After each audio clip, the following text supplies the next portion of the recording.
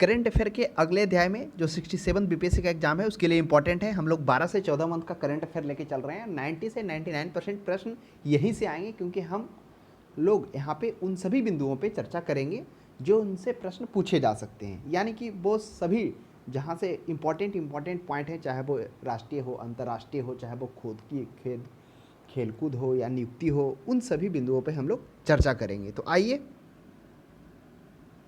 पहला हम लोग देखते हैं इससे रिलेटेड प्रश्न। ये जो है हम लोग देखेंगे, अगर पीडी की बात की जाए तो मार्च से है, तो यानी इसमें चर्चा होगी जनवरी में जो घटनाएं इंपॉर्टेंट हुई उस पर चर्चा होगी। तो आइए पहला देखते हैं, हम लोग नेशनल इवेंट में चलते हैं, नेशनल रिलेटेड यानी राष्ट्रीय स्तर पर कौन सी घटना हुई। तो देखते हैं 14 जनवरी 2022 को क्या किया गया। भारतीय मौसम विभाग यानी IMD के द्वारा क्या किया गया, उनके द्वारा एक जारी किया गया सूचना, जिसके तहत बताया गया कि 2021 वर्ष था वह 1901 के बाद वह 5वां सबसे गर्म वर्ष के रूप में रहा है। उसके बाद बात की जाए जनवरी 2022 में देश में निर्मित ब्रह्मोस, जो ब्रह्मोस मिसाइल है वह निर्यात के लिए पहली बार उसका ऑर्डर आया, और जो पहला निर्यातक देश होगा जिसको किया जाएगा वो फिलीपींस होगा। तो ध्यान में रखेंगे, लगभग 2805 करोड़ का डील है। तो काफ़ी अच्छा प्रश्न है। नेक्स्ट हम लोग तीसरा पॉइंट पर आते हैं। तीसरा में कह रहा है कि 11 जनवरी 2022 को यानी DRDO के द्वारा ही क्या किया गया, विकसित किया गया एक कम वजन वाली मानव संचालित एंटी टैंक गाइडेड मिसाइल, जिसे हम लोग man portable anti tank guided missile MPATGM के रूप में कह सकते हैं। उसके बाद चौथा पॉइंट पे हम लोग चलते हैं। चौथा पॉइंट राष्ट्रीय घटनाओं में हम लोग चल रहे हैं। स्वदेश निर्मित पहले विमान वाहक युद्धपोत विक्रांत, जो आपको पता होगा 5 सितंबर को उसको देश को समर्पित शामिल कर दिया गया। पहला जो है स्वदेशी निर्मित जो है युद्धपोत विक्रांत, लगभग 45,000 टन के समुद्री परीक्षण, जो उस समय जनवरी में इसका क्या किया गया था, परीक्षण संपन्न किया गया था, और अभी अगर सितंबर में देखा जाए तो उसे सौंप दिया गया है सेना को। नेक्स्ट हम लोग देखेंगे दिसंबर 2021 में अगर बात की जाए तो ब्रह्मोस मिसाइल के समुद्र से समुद्र वार करने वाले C2C संस्करण का परीक्षण किया गया। जो ब्रह्मोस मिसाइल है उसका परीक्षण किया गया, यह भी ध्यान में रखेंगे। कभी कभी प्रश्न इतना ही पूछ दिया जाता है कि जो ब्रह्मोस मिसाइल है वह C2C है या C2 एयर है या एयर टू एयर है, तो वो ध्यान में रखेंगे। उसके बाद 12 जनवरी की एक घटना है। 12 जनवरी 2022 को सीमा पर भारत व चीन के बीच सैन्य तनाव को समाप्त करने के लिए क्या किया गया, कोर कमांडर स्तर का द्विपक्षीय वार्ता। हालांकि ये होते रहता है तनाव को लेकर कोर कमांडर वार्ता। अगर आप हाल में देखेंगे सितंबर में, तो वहाँ पे भी कोर कमांडर वार्ता हुआ, 17वां हुआ। तो ये उस समय जनवरी में हुआ था, जो कितना था, वो 14वां था कोर कमांडर। वही जो जगह है चुशुल मोल्दोवे बैठक हुआ। हालांकि सितंबर में तो 12 घंटे की बैठक चली, दोनों सेना के जनरल प्रमुख थे। अब हम लोग आते हैं इंटरनेशनल घटना यानी कि अंतर्राष्ट्रीय घटना की तरफ बढ़ते हैं, इंटरनेशनल इवेंट की तरफ बढ़ते हैं। पहला हम लोग देखेंगे जनवरी 2022 में नव वर्ष के अवसर पर ब्रिटेन के जो महारानी द्वारा क्या किया गया, 1907 से 2007 तक जो ब्रिटेन के पहले PM थे लेबर पार्टी के, टोनी ब्लेयर को नाइटहुड का उपाधि दिया गया। ये था इंपॉर्टेंट इंटरनेशनल घटना। उसके बाद दूसरे पॉइंट पर हम लोग चलते हैं कि 18 जनवरी 2022 को इंडोनेशिया की राजधानी जो जकार्ता है, वहाँ पर भीड़ भाड़ और प्रदूषण बढ़ने के कारण जो है इंडोनेशिया की राजधानी जकार्ता से हटाकर उसको कहाँ किए जाने की बात हो रहा, वह ब्रुनोई में किया जा रहा है। आपको पता होगा ब्रुनोई जो इंडोनेशिया का भाग है, ऊपर मलेशिया का भाग है, तो ऊपर एक ब्रुनेई है और ब्रुनोई, दोनों अंतर है। ब्रुनोई एक अलग देश है और जो बोर्निया है वो इंडोनेशिया के अंतर्गत में आता है, तो वह इंडो बोर्निया के अंतर्गत में बोर्निया द्वीप पर करने की बात चल रहा है। हालांकि इसको हस्तांतरित भी किया जा चुका है। चलिए, मतलब विधेयक जो है वह पारित किया जा चुका है। नेक्स्ट हम लोग तीसरा पॉइंट पर चलते हैं इंटरनेशनल घटना में।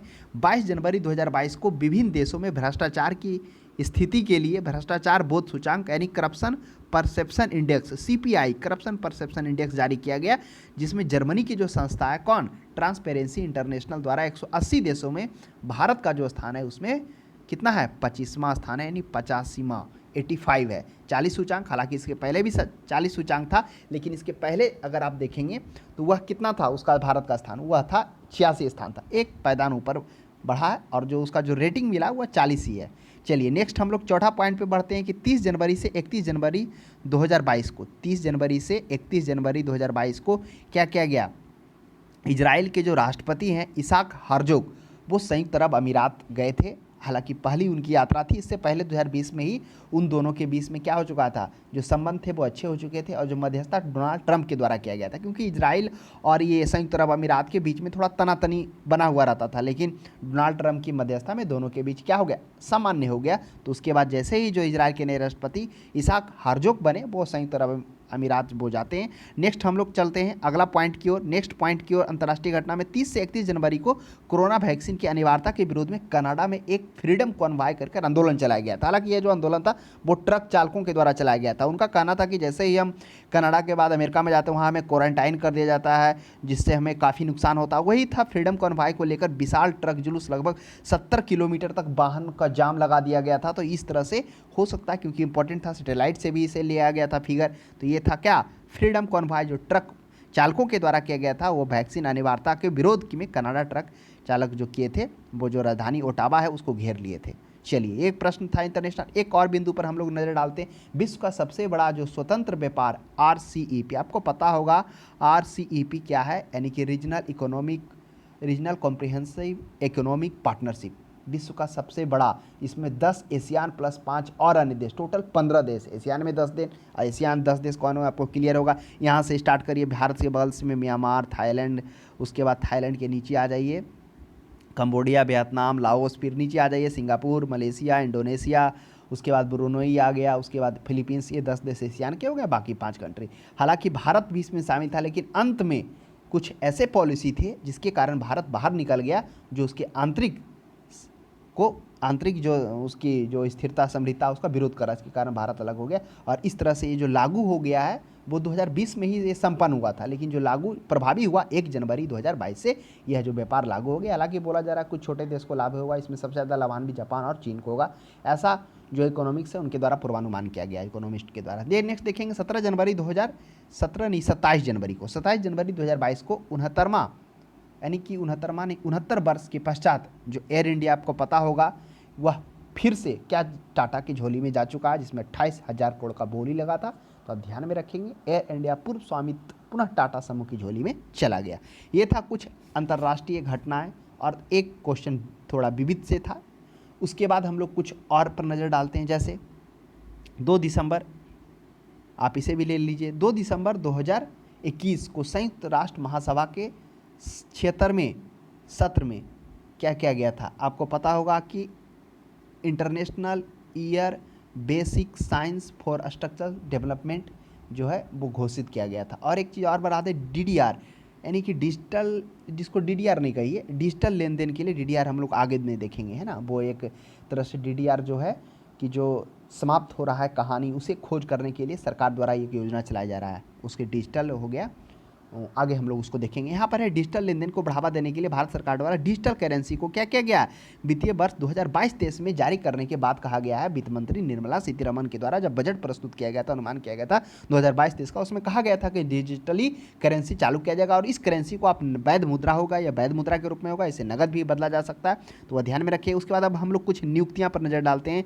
जो नियुक्तियाँ जनवरी में की गई। 14 जनवरी 2022 को वरिष्ठ वैज्ञानिक S सोमनाथ को क्या किया गया, S सोमनाथन को इसरो का नया चेयरमैन नियुक्त किया गया। तो ध्यान में रखिएगा, वैज्ञानिक S सोमनाथन को भारतीय अंतरिक्ष अनुसंधान इसरो में नए चेयरमैन नियुक्त किया गया। फिर 14 जनवरी 2022 को पाकिस्तान के सर्वोच्च न्यायालय में पहली बार कोई महिला न्यायाधीश वहाँ पर नियुक्त हुई थी, जिनका नाम था आयशा मलिक। तो ध्यान में रखेंगे, अभी तक के इतिहास में वहाँ महिला सर्वोच्च न्यायालय की न्यायाधीश नहीं बनी थी, तो बनी, इंपॉर्टेंट था। जनवरी 2022 में देखिए, केंद्रीय बजट प्रस्तुत में 3 दिन पहले ही जो कौन थे, वी अनंत नागेश्वरन जो होते हैं मुख्य आर्थिक सलाहकार CEA, चीफ इकोनॉमिक एडवाइजर के रूप में क्या किए जाते हैं, वी अनंत नागेश्वरन को नियुक्त किया जाता है, और कार्यभार इनका 28 जनवरी 2022 से सौंपा गया था। तो ये इंपॉर्टेंट प्रश्न था, जो हम लोगों ने कुछ नियुक्तियां देखा। अब हम लोग पुरस्कार की तरफ बढ़ते हैं।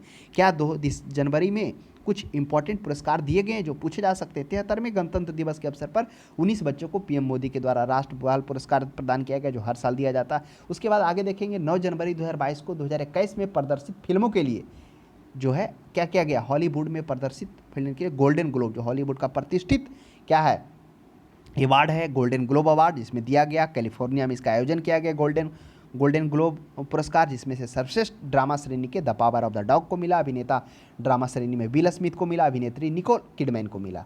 अब हम लोग एक और देखते हैं, देखिए नेताजी सुभाष चंद्र बोस आपदा प्रबंधन पुरस्कार भी स्टार्ट किया गया, हालांकि वो 2019 में किया गया।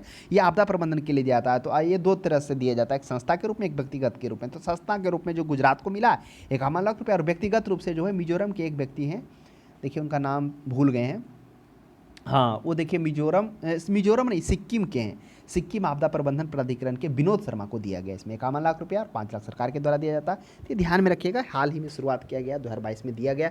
फिर हम लोग आगे बढ़ते हैं, खेल हम लोग चल रहे थे, इसके पुरस्कार की तरफ थे। फिर थे आईसीसी के द्वारा, यानी कि इंटरनेशनल क्रिकेट काउंसिल के द्वारा 2021 के 17वें पुरस्कार, जो 23 से 24 जनवरी को डिस्ट्रीब्यूट किया गया, मुख्यालय दुबई से घोषणा किया गया। जिसमें क्या किया गया, जिसमें स्मृति मंधाना को क्या किया गया, सर्वश्रेष्ठ महिला क्रिकेटर के रूप में घोषित किया गया। तो आप ध्यान में रखिएगा, पुरुष में शाहिद अफरीदी को दिया गया।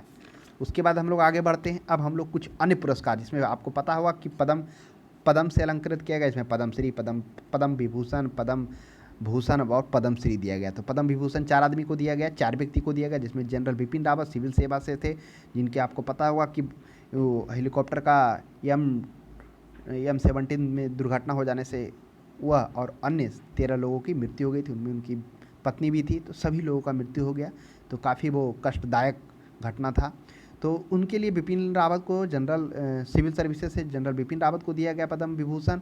उसके बाद राधेश्याम खेमका को दिया गया, कल्याण सिंह को और प्रभा अन्ना को दिया गया, और 17 जो है वह पद्म विभूषण दिया गया। तो 17 में से कुल इंपॉर्टेंट कुछ व्यक्ति हैं, चर्चित व्यक्ति, जैसे क्या किया गया, कांग्रेस के नेता गुलाम नबी आज़ाद को दिया गया पद्म विभूषण, पश्चिम बंगाल के पूर्व मुख्यमंत्री बुद्धदेव भट्टाचार्य को दिया गया, टाटा सन्स के चेयरमैन नटराजन चंद्रशेखर को दिया गया, गूगल के सीईओ सुंदर पिचाई को दिया गया, माइक्रोसॉफ्ट के सीईओ सत्या नडेला को दिया गया, कोविशील्ड वैक्सीन जो उत्पादन कर रही थी सीरम इंस्टीट्यूट के संस्थापक और निदेश एस पूनावाला को दिया गया, और पद्मश्री भी दिया गया 107 लोगों को। उसमें कुछ इंपॉर्टेंट हस्ती, सोनू निगम, नीरज चोपड़ा, अवनी लेखराज, ये तो पैरा ओलंपिक में पदम लाई थी, प्रमोद भगत जो वैशाली की है, भाई बिहार के हैं, पैरा ओलंपिक में।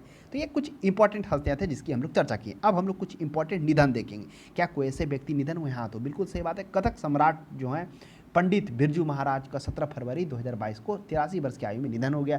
ये इंपॉर्टेंट है। कुछ पुस्तक है, जैसे क्या है कि एक price of the Modi years, एक पुस्तक लॉन्च किया गया आकार पटेल के द्वारा, price of the Modi years. उसके बाद एक अरुंधति भट्टाचार्य का भी लॉन्च किया गया था जनवरी में, इंडोमिटेबल। तो ध्यान में रखेंगे, हालांकि एक थोड़ा सा इंपॉर्टेंट है, price of the Modi year, हो सकता है पूछ दिया जाए, क्योंकि इसमें मोदी से रिलेटेड उन पर उल्लेख है। तो आकार पटेल है। खेलकूद में अब हम लोग बढ़ते हैं, खेलकूद की तरफ बढ़ते हैं। खेलकूद में मोबाइल निर्माता कंपनी जो वीवो था, वह IPL में जो पहले जो क्या था, प्रायोजक था, तो वह क्या हो चुका, वीवो के स्थान पर अब टाटा समूह अब भारतीय क्रिकेट कंट्रोल बोर्ड के 2022-23 में सत्र IPL टूर्नामेंट का क्या होगा, टाइटल प्रायोजक होगा। उसके बाद फिर है ऑस्ट्रेलियन ओपन खेलने के लिए जो नोवाक, देखिए आपको एक घटना होगा, क्योंकि क्या होता है, जो टेनिस है 4 तरह के होते हैं। पहला क्या होता है, ऑस्ट्रेलियन होता है, उसके बाद फ्रेंच होता है, फिर विंबलडन होता है, फिर यूएस होता है। तो वक्त है जनवरी का, तो ऑस्ट्रेलियन होगा। ऑस्ट्रेलियन ओपन खेलने के लिए कहाँ जाते हैं, नोवाक जोकोविच जाते हैं ऑस्ट्रेलिया, और ऑस्ट्रेलिया जाते हैं, और ऑस्ट्रेलिया जाने के कारण उनका वीज़ा रद्द कर दिया जाता है। कारण ये होता है वो कोरोना वैक्सीन नहीं लिए होते हैं, और उनका मामला क्या होता है, न्यायालय में चला जाता है, तब तक वो रिफ्यूजी सेंटर में रहते हैं, और इसके कारण वो क्या कर पाते हैं, ग्रैंड स्लैम नहीं खेल पाते हैं, यानी कि जो टेनिस होता है वो प्रतियोगिता में शामिल नहीं होते। और उसका विजेता राफेल नडाल होगा, क्योंकि नोवाक जोकोविच भाग ही नहीं लेंगे। महिला में एश्ले बार्टी होगी। तो चलिए आगे हम लोग बढ़ते हैं। अब हम लोग बढ़ेंगे पीडी में, अगस्त की तरफ बढ़ेंगे। तो हम लोगों ने चर्चा कर लिया क्या, पीढ़ी का कौन सा, मार्च वाला, और उसमें जो जनवरी की घटना थी उनका उल्लेख हम लोगों ने कर लिया। अब हम लोग चर्चा करेंगे अगस्त में उन सभी घटनाओं पर जोर डालेंगे। तो पहले हम लोग नेशनल इवेंट पर देखते हैं, क्या कोई राष्ट्रीय घटना हुआ जो पूछे जा सकता है। तो आइए, ये है अगस्त का, इस पर चर्चा होगी जून वाले पर, यानी 23 जून, ये नेशनल इवेंट में 23 जून 2022 को इसरो के नए उपग्रह GSAT, आपको पता होगा GSAT 24 को फ्रेंच गुयाना से क्या किया गया, उसको भेजा गया अंतरिक्ष में। और आपको पता होगा यह जो GSAT 24 है, यह उच्च स्तरीय टेलीविज़न संचार प्रकरण सेवाएं उपलब्ध कराने में सहायक होगा। तो GSAT कहाँ से, फ्रेंच गुयाना से लॉन्च किया गया था, यह आप ध्यान में रखेंगे। अब देखिए, अगर आपके माइंड में उठ रहा है कि फ्रेंच गुयाना कहाँ है, तो आशा करते हैं आप इससे परिचित होंगे, क्योंकि हम लोग इससे पहले बहुत बार चर्चा कर चुके हैं फ्रेंच गुयाना। चलिए नेक्स्ट हम लोग आगे बढ़ते हैं।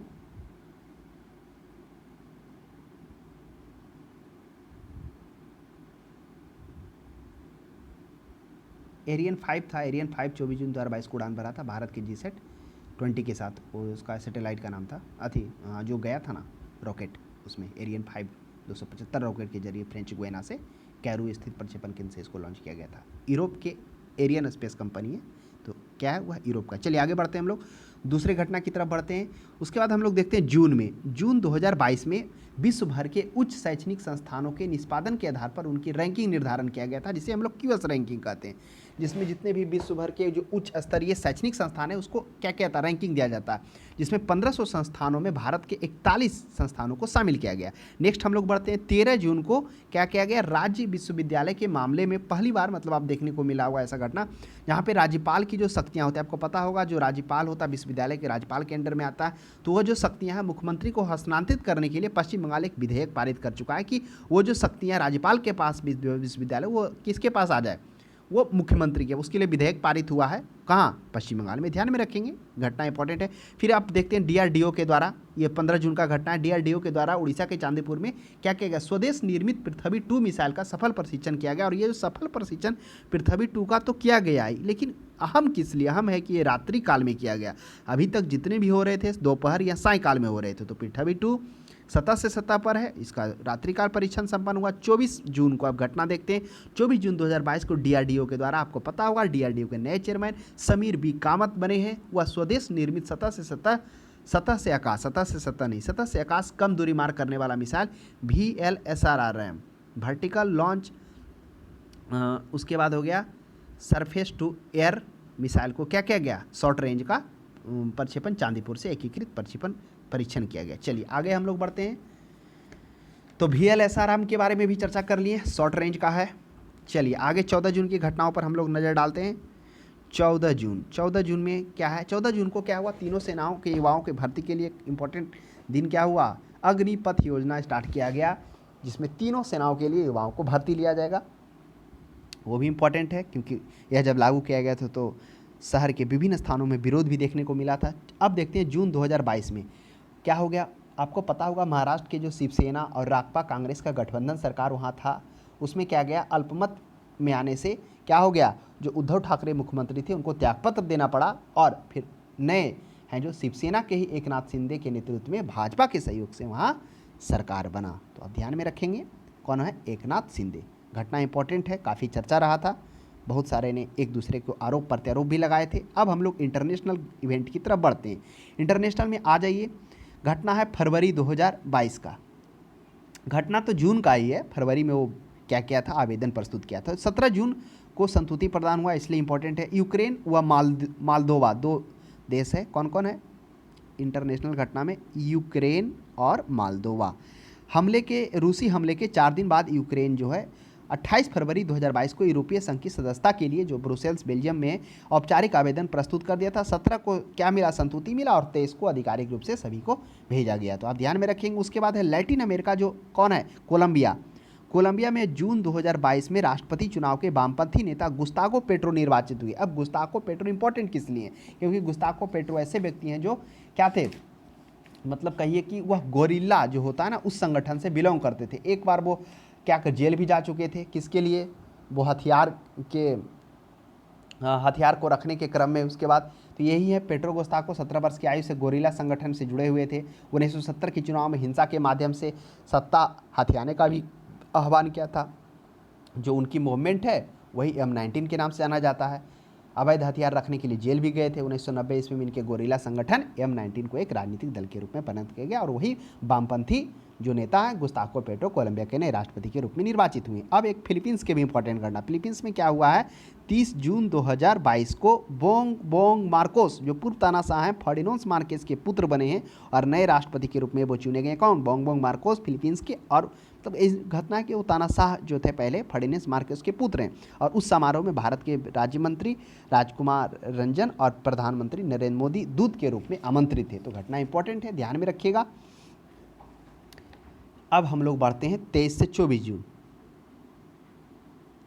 चलिए 23 से 24 जून में क्या है, 23 से 24 जून में आपको पता होगा ब्रिक्स का 14वां शिखर सम्मेलन हुआ, जिसमें वर्चुअली रूप से आयोजन किया गया, जिसका मेजबानी चीन की मेजबानी में किया गया। आपको ये भी पता होगा पहले ब्रिक था, लेकिन 2010 में साउथ अफ्रीका के शामिल होने से ब्रिक्स हो गया।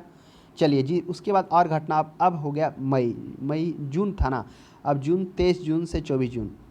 अब क्या होगा, जाएंगे नेपाल, नेपाल से फिर G7 के लिए निकलेंगे। अब G7 का आपको पता होगा 48वां बैठक जर्मनी के स्लॉस एल्मो में संपन्न हुआ, जिसमें विशेष आमंत्रण के तौर पर भारत के प्रधानमंत्री नरेंद्र मोदी को आमंत्रित किया गया था और अन्य भी थे, अर्जेंटीना, इंडोनेशिया, ये सभी के राष्ट्रपति भी थे।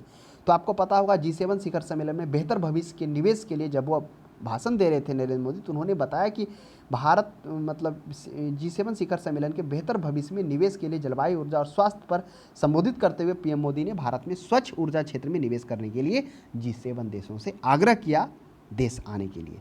नेक्स्ट हम लोग आगे बढ़ते हैं इंटरनेशनल घटना की तरफ। 28 जून की बात है।